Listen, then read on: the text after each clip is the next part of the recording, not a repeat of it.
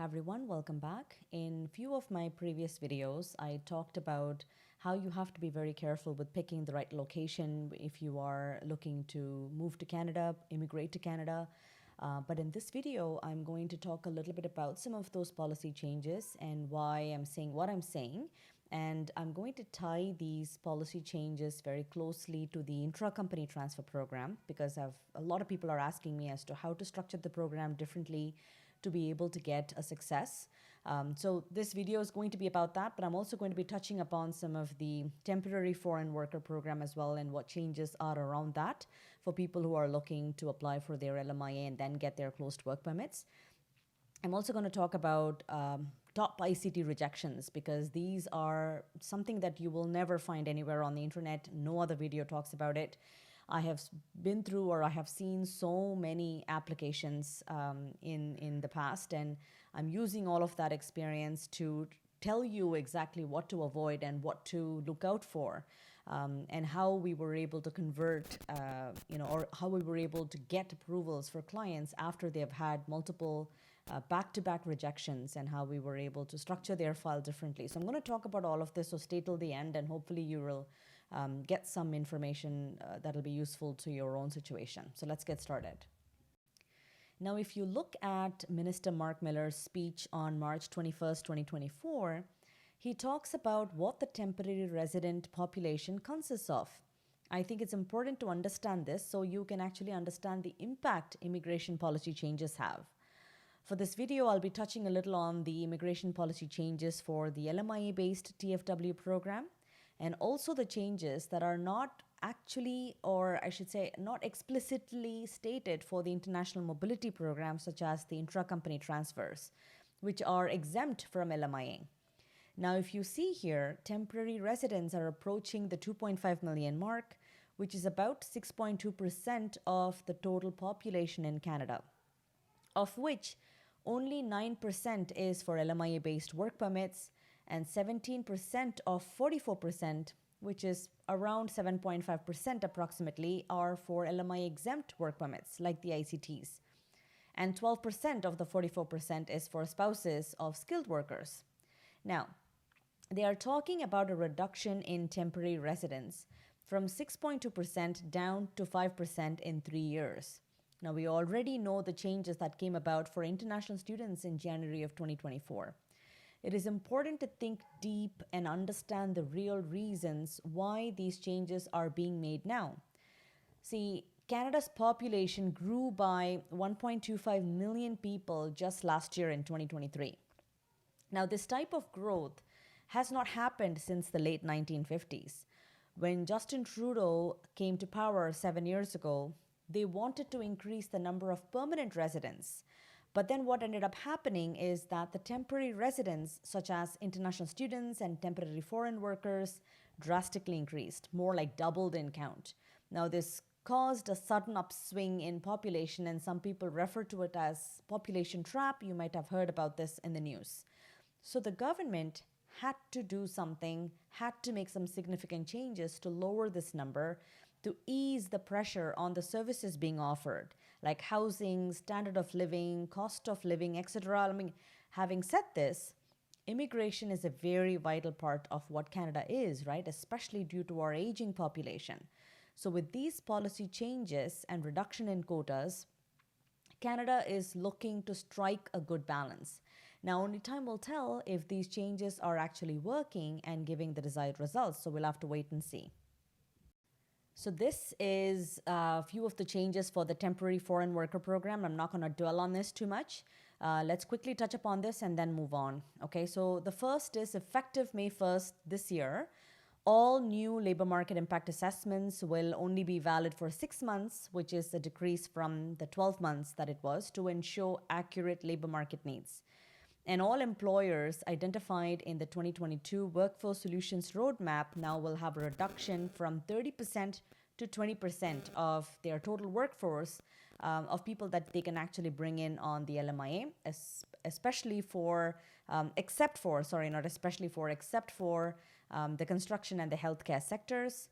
Now, employers will need to explore every option before applying for an LMIA. So the recruitment efforts, they will be scrutinizing your recruitment efforts very heavily, including you'll have to consider recruiting asylum seekers with valid work permits here in Canada. So these are some of the changes for you to keep in mind. Now, this is something that I talked about in my previous video as well. Everyone wants to come to Ontario or go to British Columbia. And everyone wants to settle in the Greater Toronto area or the Metro Vancouver area. Now, just for some perspective, the housing affordability is at an all-time low in these areas since the 1980s, believe it or not. Just the working age population in Canada grew by 300,000 just in the first quarter of 2024. And most of these skilled workers choose to live in these overcrowded areas, putting a huge level of stress on the services being offered, such as education, healthcare, and most importantly, housing. Now, why do I say education? Because all of these skilled workers come with their kids. Their kids need to go to school, so schools are overcrowded, hospitals are overcrowded, and most importantly, it is just so difficult to find proper housing. There just isn't enough supply to go around for everyone, and so this results in a lack of standard of living and also significantly increases cost of living. Canada recognizes this demand for these core areas, and they are aiming to spread the population across all provinces and areas outside of the core. And how do they do this? One of the ways is by creating immigration policies that will attract people to move and settle in these areas by giving them a viable option to get their PR status, like the Atlantic Immigration Pilot Program, for example. And the other way is relevant to the intra-company transfer programs, which I'll explain shortly. Also, just for a quick note, when I talk about intra-company transfers, I'm mainly referring to businesses looking to expand their operations in Canada for the first time. As I heavily focus in this area, as many of you know, we do at least 10 to 12 ICT applications each month. So I do have some very valuable information that I'd like to pass on today, so keep listening. Now, with all the experience that we have gained and just analyzing the number of files that cross our desk each day, I've curated a list of reasons for why the ICT application get refused, right? So some of our clients have had multiple rejections in the past, and then they came to us, and then just reviewing their files over and over again, you see some rejections, and then are you able to convert that into an approval? And you look at the file and you sort of start seeing a pattern. And that's the pattern I'm hoping to explain to you today. And I'm going to get into each of these rejection points so that I'm able to explain to you why this could be a rejection and what to avoid for. So when you are curating your own file, that's another thing. I mean, I've talked in my previous videos about people doing their own applications, and it was okay, I guess, until even last year. But now, because of all the policy changes, I think you need to be extremely tied to what's happening in Canada, and you need to know what's happening here before you make that file. It's not about just filling the form, just doing a business plan. And I guess, when I explain all of these different points, you'll understand where I'm going with this. Still not a bad idea to sort of listen to many different videos, or maybe even my video, and figuring it out on your own, but just be a little careful and mindful as to how you are structuring your application for ICT, because this is the time that's crucial for Canada. And if you are looking to expand your business here, it makes a lot of sense to work with someone who has seen multiple different cases and who can definitely get you an approval without sort of wasting your time. So without further ado, let's talk about each of these rejections in detail, and hopefully you gain something from it. The number one reason for rejection is a bad choice of location. Now, would you ever get it in your GCMS notes saying, oh, we're rejecting your file because you're looking to set up an office in Toronto, or you're looking to set up an office in Burlington, or anywhere in the GTA, or you're looking to set up an office in Metro Vancouver? No, they don't say that explicitly. But then, like I told you, we start seeing a pattern. And one of the main things we see is bad choice of location. And what is that? Because if you are a brand new business and you are expanding into Canada, you're saying, I'm going to create employment, you're saying, I'm going to create economic impact, whatever that economic impact is, I'm going to increase exports for Canadian made goods or whatever the impact is. But then you have an office smack in the middle of downtown Toronto, for example. They don't want any more people coming to the Greater Toronto area, right? They want people, like I told you, Canada is all about spreading people outside of the core, and you have to remember that, right? So if you don't make it very explicitly clear in your business plan or in your sort of general overall plan for Canada, for your intra-company transfer program, and you have a terrible location picked out for your application, really, really good chance that it's going to get rejected. They may not even see any other aspect of your application. Now, you may get lucky if you still pick Toronto as a choice of location or Metro Vancouver as a choice of location. But in that case, you are suggesting that you are going to be investing millions of dollars. I had a client recently said, Priya, I just cannot go to these outside areas. I have to be in the core. How can you make it work? But one of the ways we made it work was to increase his investment. He was initially going to invest just about $500,000, but we increased it to $1.5 million. He had the funds. We were able to show proof of funds. And even with all of this, with the $500,000, initially his application was rejected. We had to do it all over again. And again, nothing was stated about funds not being there. Nothing was stated about, the choice of location's bad. We sort of did these changes on our own with the second time that we applied, and made sure that we got the approval. And a couple of things we were mindful of when we did it the second time as well was to change the median wages. So when you do the median wage, and again, that's going to be another point to talk on, so I'm not going to touch upon this. So this one, bad location. So definitely not any of the core areas, especially in Ontario and in BC. Avoid the Greater Toronto area and avoid Metro Vancouver if you are a new business looking to move here. Now, small company size. Now, this is a big one, okay? Now, I see a lot of people book consultation calls with us and they say, Priya, we have a company, we've been running it for the past 5 years. And then you sort of dig into the specifics. They have good revenues, all of that is not a problem, but then they are a one-man show. Or maybe they have just them and their wife or just two people in the company trying to run everything. Now, I'll tell you why that doesn't work. Even if you have really strong financials, you've been in business for a long time, you can show that you've got the strong financials and the revenues and everything that you need for the ICT to qualify for. The reason this doesn't work is history repeats itself pretty much, right? So if you have successfully run your business in your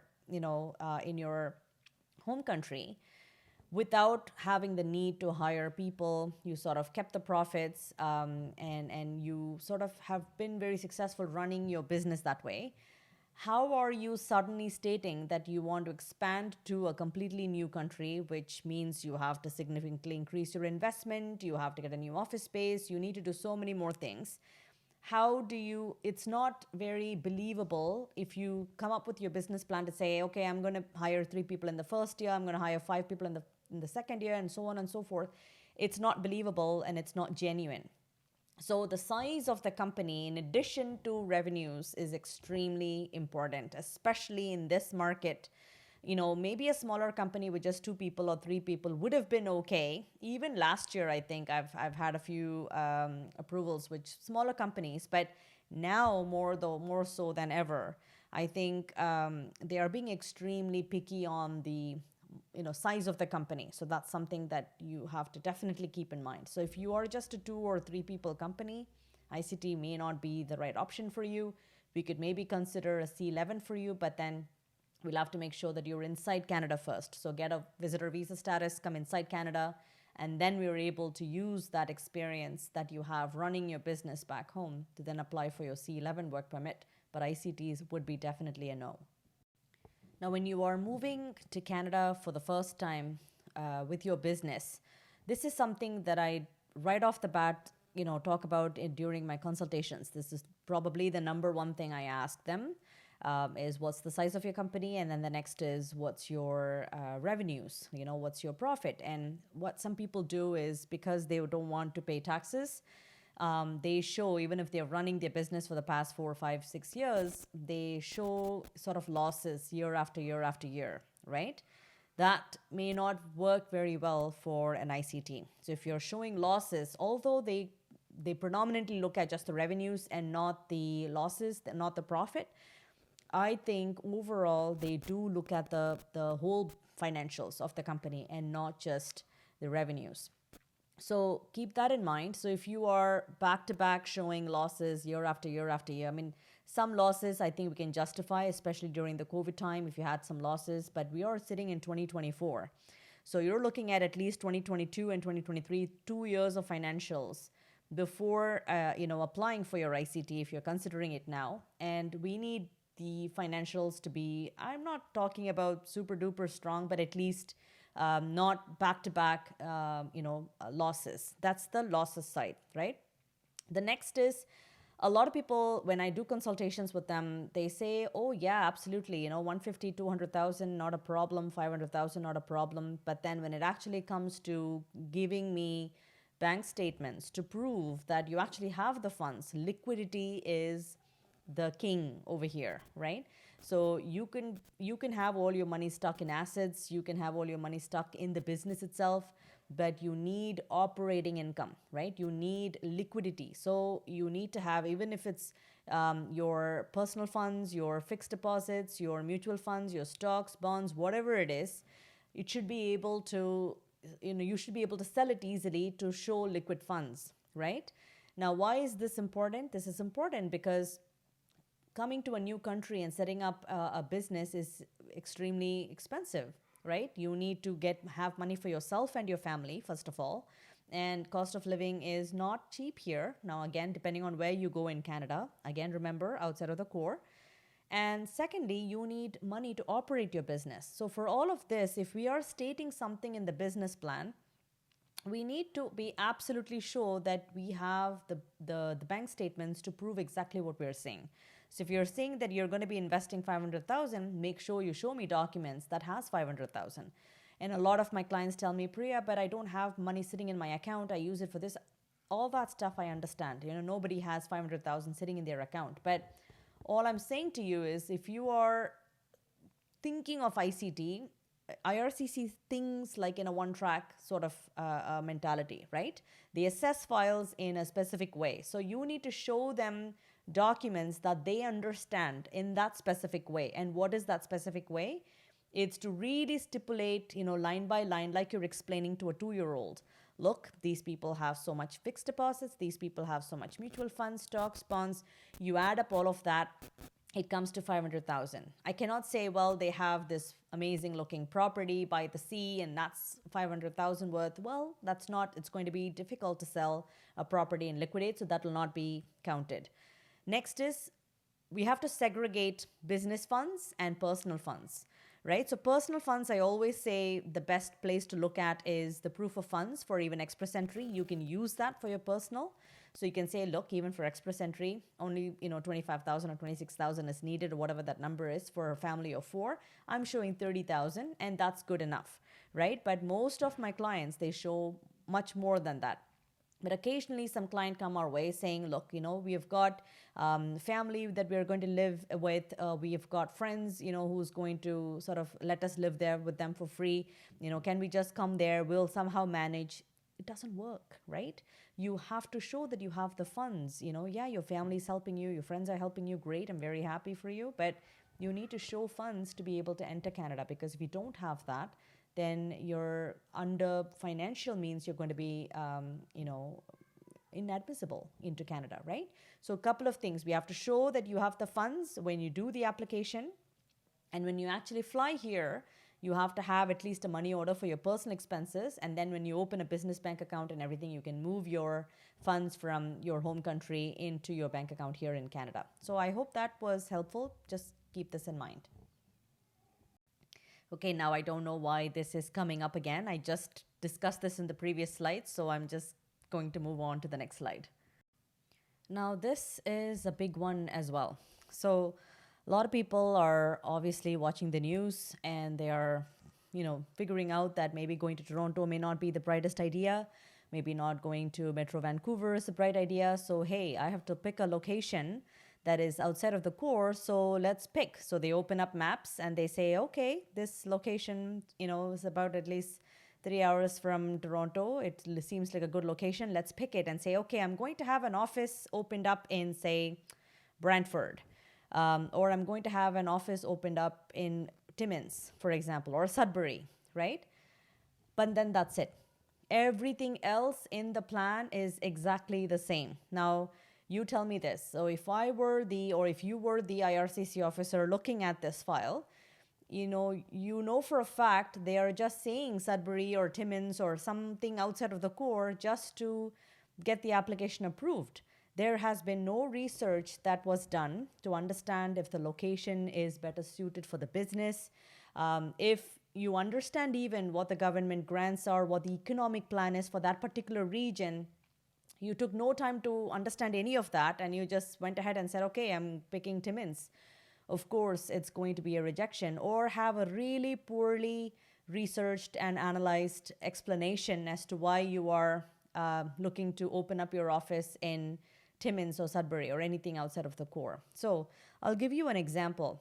And that's just one example. I have plenty, and obviously I can be talking about it all day. So just a quick example so you get some perspective. I had a client who basically came to me after 3 C11 rejections. So his company revenues were not that strong. So he figured he had to go for a C11. But I converted that and I said, okay, you know what? You've got 3 rejections. Let's not talk about that. When I reviewed the file, it was all done by one of the companies. And they did a pretty reasonable job. I wouldn't say anything to that, or I don't want to badmouth anybody here, but C11 maybe was not the right choice for that candidate, for that company, firstly. Secondly, I think the location was very, very poorly done. So we made 2 major changes when I took over that file, and I said, okay, you know what, we're going to try our best. I'm not going to promise anything, because when you've had multiple rejections, IRCC kind of looks at the file with a lot of scrutiny. So we're going to try our best and see what happens. So I took over the case and I just changed 2 things. I changed the C11 to a C12. I changed the business plan to reflect the C12. And the third thing I did was to change the location to Sudbury. Because this person was in the IT business, and when I say IT business, he was in the business of sort of like a startup studio, okay? So he would help other companies sort of come in and sort of incubate and gonna grow within his startup studio until the company gets to a specific level. They offer guidance, they offer consultation, they offer startup studio related, development services and all of that. So it's a pretty neat business. It's doing exceedingly well in India. But again, revenues were not as much as even ICT companies need, or companies need to qualify for ICT. But I still gave it a shot because I thought he had everything else kind of checked the box. And just changing the location, I think, I thought would have been extremely good. So now, all of the C11 applications were made with a completely different location. So obviously, I can't just randomly say, okay, now we're changing to C12 and we're changing to Sudbury. So that means we had to do a complete analysis of why Sudbury, right? I also actually made another video on why you should move to Sudbury. So if you haven't watched it, watch that. But anyway, we completely did an analysis on what the economic strategy plan is first, for Sudbury. What is the government going after? In general, in Canada, companies like this, are there any grants? Then we came across so many different things. When you dig deeper and deeper and deeper, you basically have to show IRCC that you have a very solid understanding of what the market is. You have a solid understanding of what the economy has to offer and how this company that you're bringing into Canada can be plugged into the economic system of wherever you're taking the company to, right? And one thing I absolutely love about IRCC is they read everything you send them. So someone else asked me, another RCIC I work with, I do a lot of ICTs for them, and they asked me, well, you're writing all of this, but does anybody read it? Absolutely. They read every little thing, and they have to, right? So they are supposed to read everything you send them. So doing research, a proper research, and picking a location that is in line with what your business does, and your business setting up over there in that location has to make sense. It cannot just be like, okay, just pick Timmins because Priya said you have to be outside of the core. Let's just pick Timmins. Let's just pick Timbuktu. It doesn't work like that. So you have to have a very clear understanding of why your business can be a good fit for Sudbury or Timmins or wherever. What are the different government programs that is in favor of businesses like yours? So once you give IRCC this overall view that you know what you're doing, you know your stuff, you know your business, and you've done your research, that will go a long way. And if you don't do any of that, it's definitely going to get rejected. One of the big things that I keep talking about all the time, like a parrot, that is application structuring. Now, if it is just applying or completing some forms and, you need a business plan, okay, and you've got a few other forms and you've got a few other things you need to do, you just upload everything into the portal. There's just so much confusion there. And IRCC finds it very hard to figure out, okay, if I open this particular document, okay, it says client information. What am I going to find in that client information, right? If I go and click on evidence of company relationship, okay, what am I going to find in that? You see sometimes I have seen some applications that pass by our desk and you open up, they send you a folder, okay? So they're like, Priya, thank you for taking over our file. As per our discussion, I'm just going to send you our prior applications for you to take a look at, and then we'll have another call to talk about it. I'm like, okay, great. So send me the folder.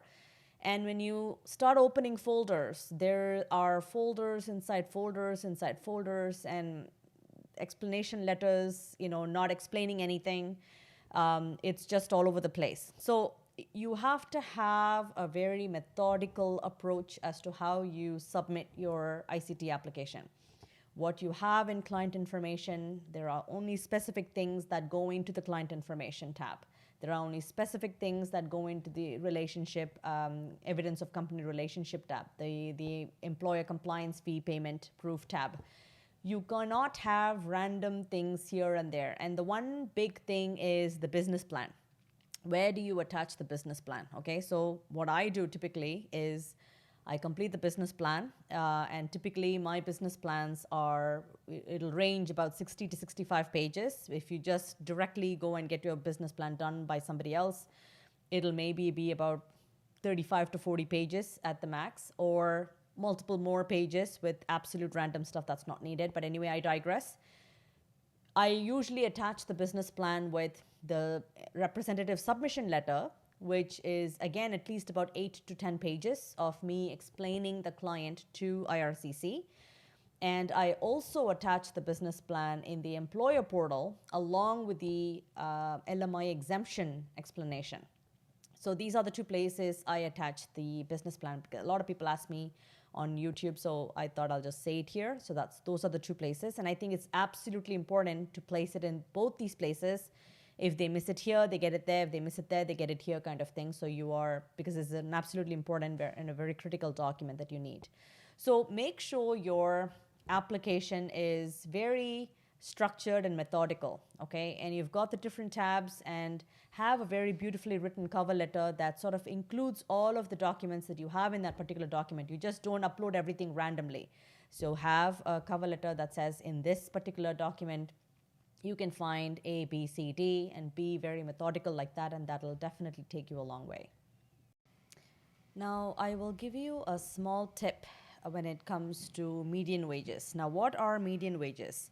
So when you have a business plan ready, you basically talk about your recruitment plan, you talk about the different knock codes for who you're looking to hire, their responsibilities, their job duties, all of that, right? Now, when you are deciding pay for these knock codes, you will have to check the job bank to see what the median wage is for each of these positions, including yourself, because you have to pay yourself a salary and you are paying the people that you are looking to hire in Canada. You're putting them in the recruitment plan, so all of their knock codes as well.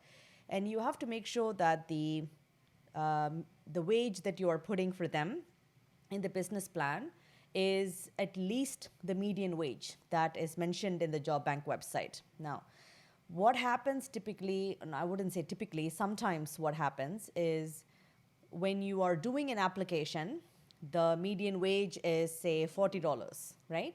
But by the time the IRCC reviews the file or assesses the file, sometimes for some of those positions, the median wage slightly goes up.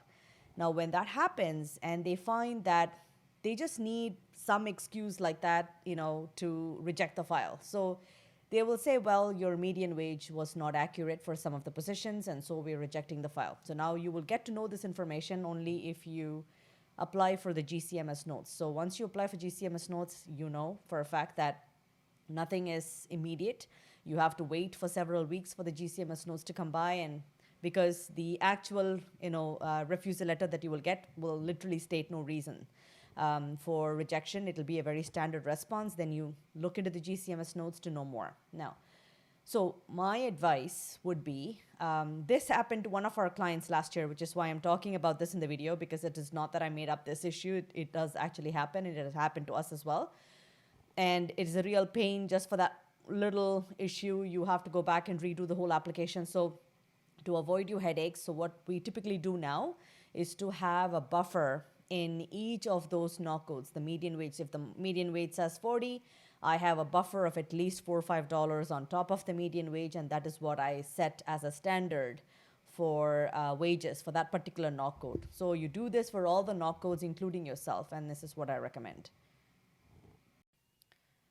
Now, you have to avoid what I call the check the box business plan.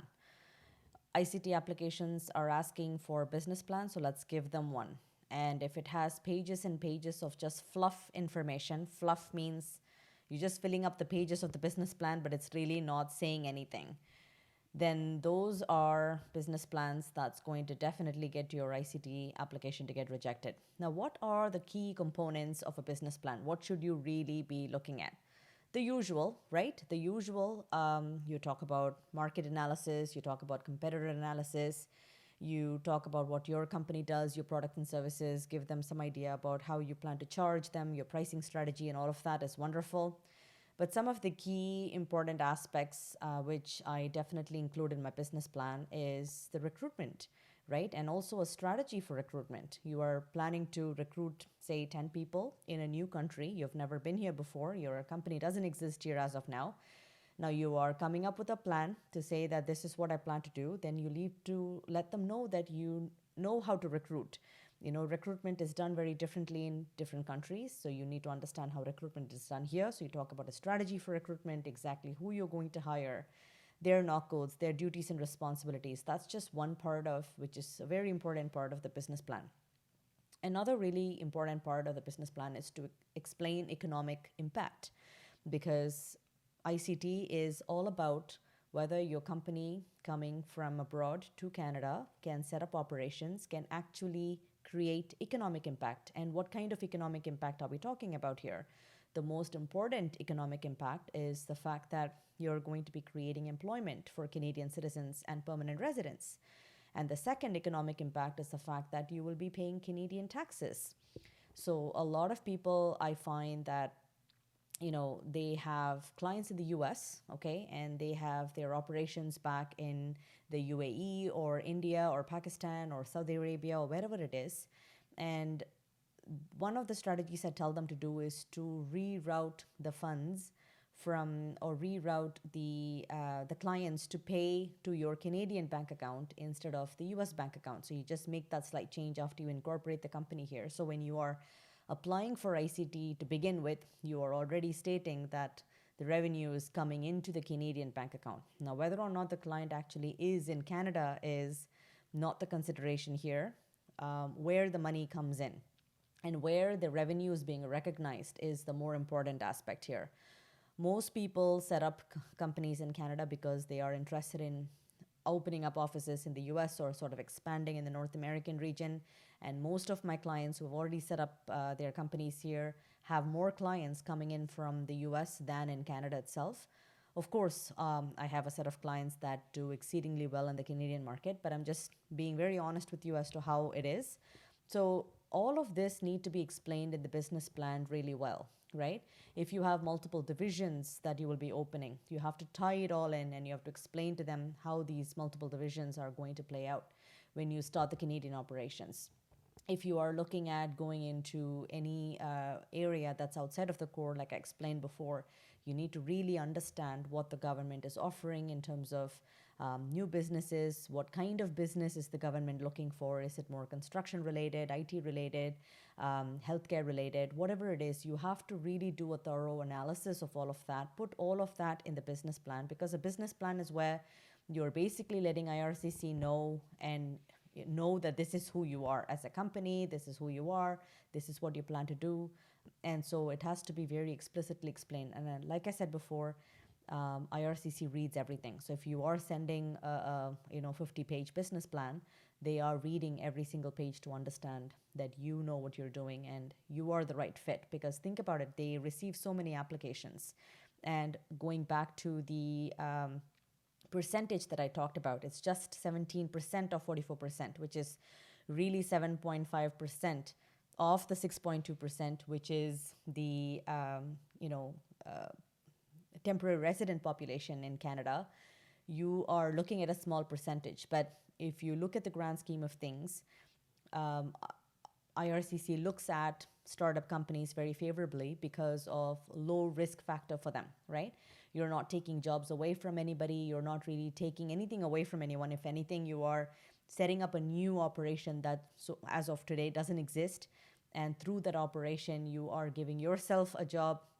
You're bringing your family here. So they're looking at that ripple effect of what this company can do for the Canadian economy. And so I don't want you to think there's a small percentage only for ICTs, the chances of rejection would be high. Absolutely not. You'll have to look at it on a more broader scale. When I say ICT, it involves everything, right? It involves even specialized knowledge workers and everybody, but especially business owners. If you get your business plan right, if you get your business right, if you get your location right, and few of the things that I talked about in this video today, there is a very, very low chance that your application can get rejected. And if you were to work with someone like us, and I think some of my clients can actually vouch for that, if it is a rejection, first of all, I don't even take on clients that I know that I'm not sure if I can get them an approval. But even if I take on and for any reason IRCC is rejecting, we do not just let go of that client. We make sure that we help that client get an approval. Again, there are excruciating circumstances under which we're not able to do this for every single client, but I can very, very safely say 99% of our clients, or actually more than 99% of our clients, we've been able to do this. Those who got rejections that were not explicitly explained as to why they got a rejection, or the rejection was not substantiated with enough evidence from the IRCC officers, we have always gone back and we have always converted that into an approval. So get the business plan right. Don't write a business plan for the sake of writing a business plan. Make sure it really and genuinely talks about what your business does. Now, blaring mistakes in application forms. Now, some of the things I'm going to be sharing today might seem very silly, but you would be surprised how many forms we come across has mistakes in them. Okay, simple mistakes like getting the passport number wrong, getting the LMIA exempt number wrong, getting the spelling of the person wrong, either the first name or the last name. And they may have had prior rejections, but then when the questions ask for, have you ever been rejected for any application, for any visa, they would not say yes to that. They would say no to that and not explain. So this sort of comes under sort of misrepresentation, because the first time they would have gotten rejected, the second time they would have just said no to that instead of saying yes and actually explaining. So then the officer in the GCMS notes would have said, well, the client is not being truthful with his responses. They don't understand that this is just an oversight, right? And any little oversight that you have, that is, you got the LMI exempt number wrong or you got the passport number wrong, there is just no easy way to fix it. So once you've submitted the application, that's it. You've submitted the application. The only thing you can do is to send in a web form. That is, if you realize that you've done it wrong, you could just only send the web form. So now I know a lot of clients who have been in this situation before, And I have seen very many forms being filled out with so many mistakes from top to bottom. So just make sure and be very mindful of checking and rechecking the forms. Never submit a form without validating it. I saw so many forms being submitted to IRCC without the validation. It has to say yes at the top. So just be mindful of these little things, and these are definitely blaring mistakes, because each of these mistakes will definitely lead to a rejection. Because IRCC, as of now, because of the number of applications they get for ICT, they don't have any patience. Okay, so if you submit an application with errors in it, God save you. The only thing you can do is wait for a rejection and really just apply again or ask for a reconsideration, which again, it's up to them whether they're going to consider it or not. But make sure you're thoroughly checking your application. You are uploading the right application into right file into your portal. If you're doing it on your own as well. So just be mindful of these things. Now, getting the correct LMIA exempt code is very important. So you've got 3 codes mainly that is used for most ICT applications: C61, C62, or C63. Now you have to know when to use each of these. Okay, so C61 is, as a rule of thumb, if you have a brand new, you're just starting your company here, you are getting yourself newly incorporated, and you're sending your first person or the first 2 people here to Canada. It doesn't matter if you're just sending your top employee, you're sending your senior executive, it doesn't matter. If it is a startup, okay, it has to be a C61. It cannot be a C62, or definitely not a C63, okay? A lot of people get confused because they said, well, I'm sending just my marketing manager. He is not the owner of the company, doesn't have any stake. So he must be a C62 because he comes under the executive function and not the startup, function. So it is a startup company, but you're just sending your marketing person to start with. So whoever comes first for a startup company, that person goes under the C61 knock code. Okay, and the C62 is if the company already exists in Canada, you are bringing your second person through an ICT, and that person has an executive role capacity. Then that person goes under C62. That is only for companies that have already been existing in Canada. They've been in operation, and you're sending like the second or the third person on an ICT. Okay, and the third is C63, which is self-explanatory, which is for specialized knowledge workers, right? So then whether the company, and of course you cannot send a specialized knowledge worker when you first start the company. So it has to be the person who comes in and sets up the operation and does all of those things. So C63 comes at a much later point. So initially people get confused between C61 and C62. So just mind you, C61, if it's a startup, definitely C61. If the company already exists and you're bringing an executive here, then it's a C62. If the company already exists and you're bringing a specialized knowledge worker, not executive capacity, then it's a C63. Hope that becomes clear now.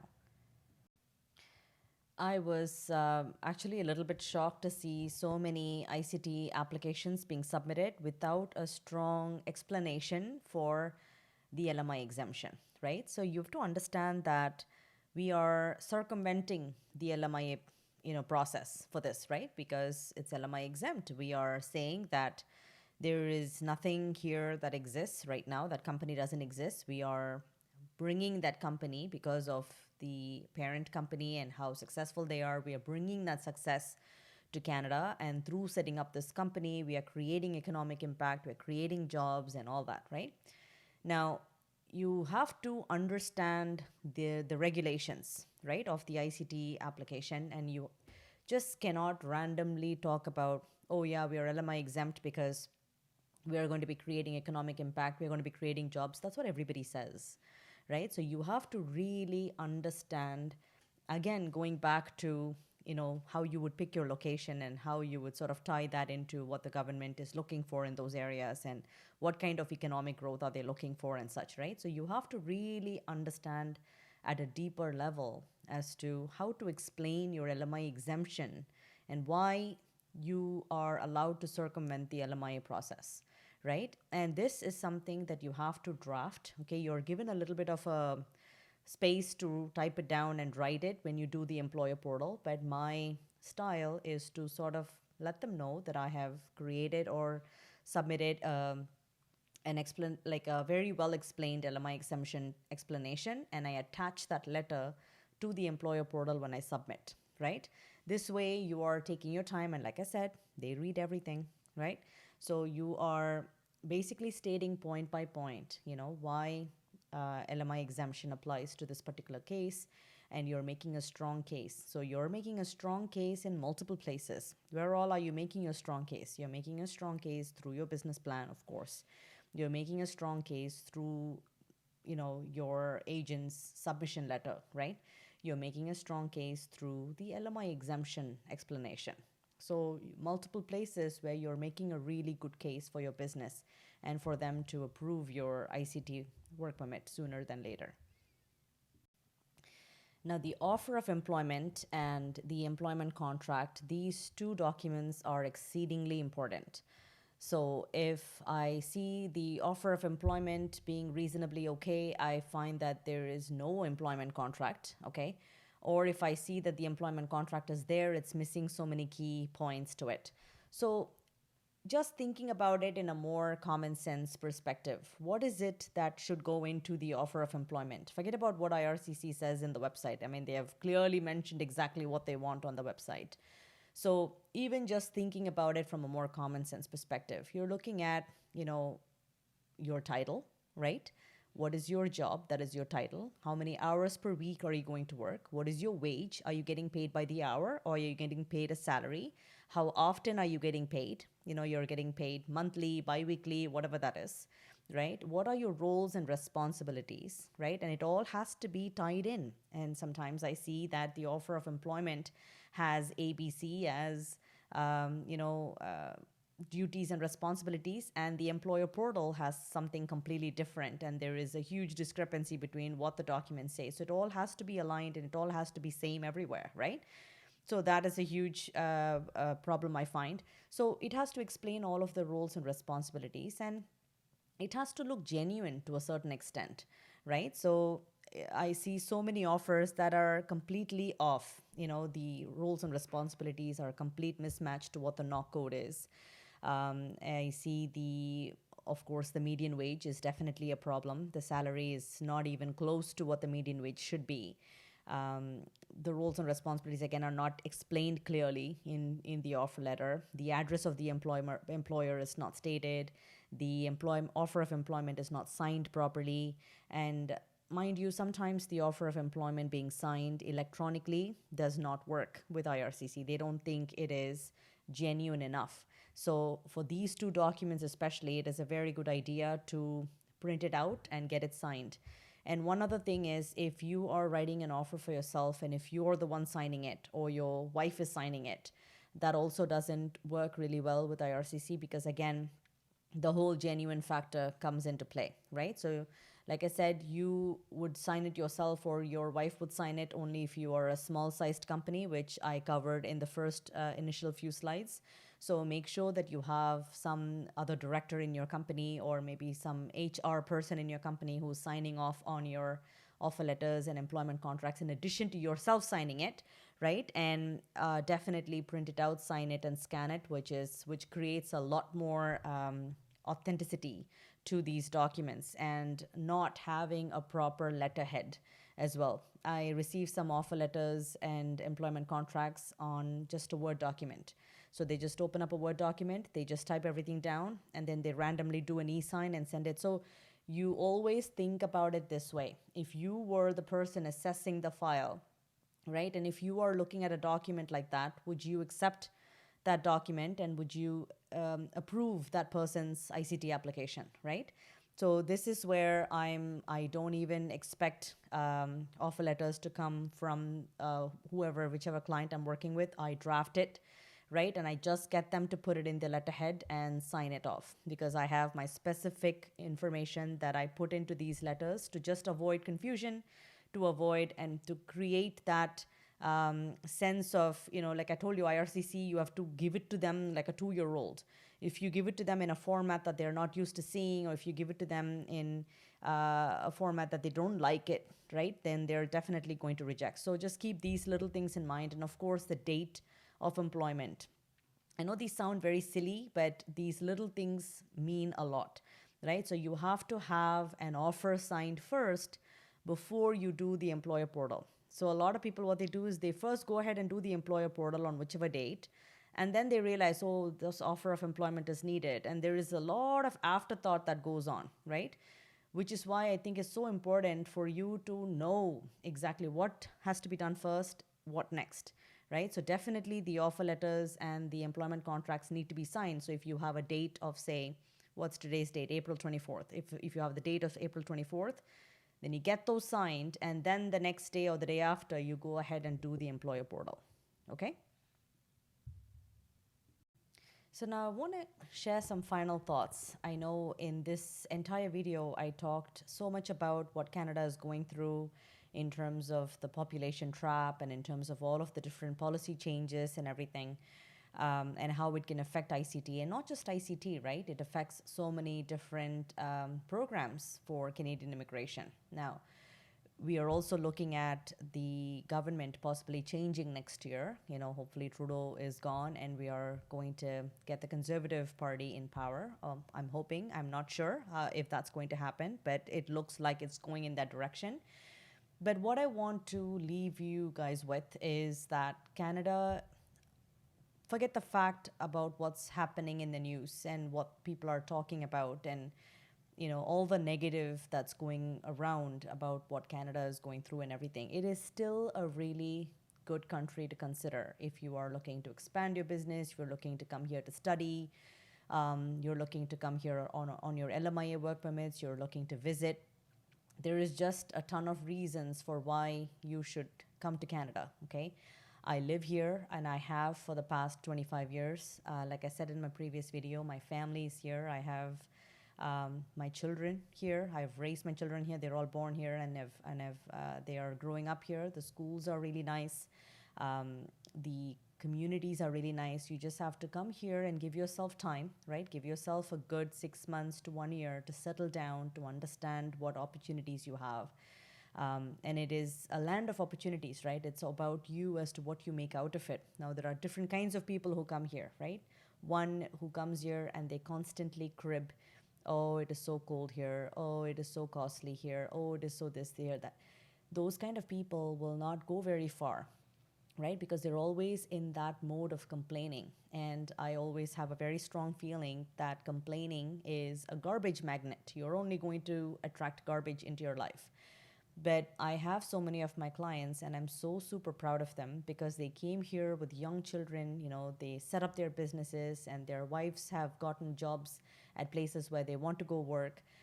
They are looking at different business opportunities as well as what they can do with their open work permits. And they are, you know, really, it's not easy, right? They are going through their fair share of struggles, which obviously, you know, any new country you go to, you know, even anywhere, it doesn't have to be Canada, anywhere you go to, you're going to have your fair share of troubles. But the fact is they are able to overcome all of that and see the light at the end of the tunnel. And they are doing so well within just even 1 year. Okay, I know a lot of my clients are in different phases. Some are well into their third year. Some are just, you know, completing their first year. And you can see that, you know, I hear comments like, Priya, you know, all of this is because of you. And we cannot even imagine going back to India right now. We can't imagine going back to UAE right now. So I hear comments like that. But then again, you listen to the news saying a lot of people are leaving Canada. What are the reasons for why people are leaving Canada? Look, everybody has their reasons, right, for why they want to leave the country. But it's like a movie. Like not 100% of people will like a specific movie, right? There will be some that don't like it for some reason. There'll be some that love it for some reason. So like that, I need you to have an open mind, right? Have an absolutely open mind. When I say open mind, just take that literally, right? Come here. It's a beautiful country, friendly people, lots of opportunities. And even from a business standpoint, it's going to give you a lot of pros, right? Because you can easily sort of have a base here in Canada and really expand all across North America, go to the US and really dive deep. and maybe even go to the Europe and sort of expand your business operations there as well, having a Canadian presence, right? And of course, let's not forget about the fact that you can actually apply for your PR status after you complete 1 year of work in Canada. After you've completed 1 year of running your business in Canada, you get your PR status. And literally 3 years after PR, you're able to get your citizenship. Now, tell me which country makes it this simple to become a permanent resident and also then go ahead and become a citizen right after that. And that's what I would leave you with. And instead of dragging this too much, I really hope you found this video helpful to a certain extent. And if there is any questions you think I have missed or you want me to answer, like always, leave it in the comments below, and I'll be more than happy to get them answered. I will also leave links to a few of my videos that I've done in the past in the description below for you to check out, all related to the ICT. Like I said, this is exactly what I focus on. I do a lot of ICTs in a month, and I'd be more than happy to help you with any of your needs for your ICT as well. Thank you and good luck.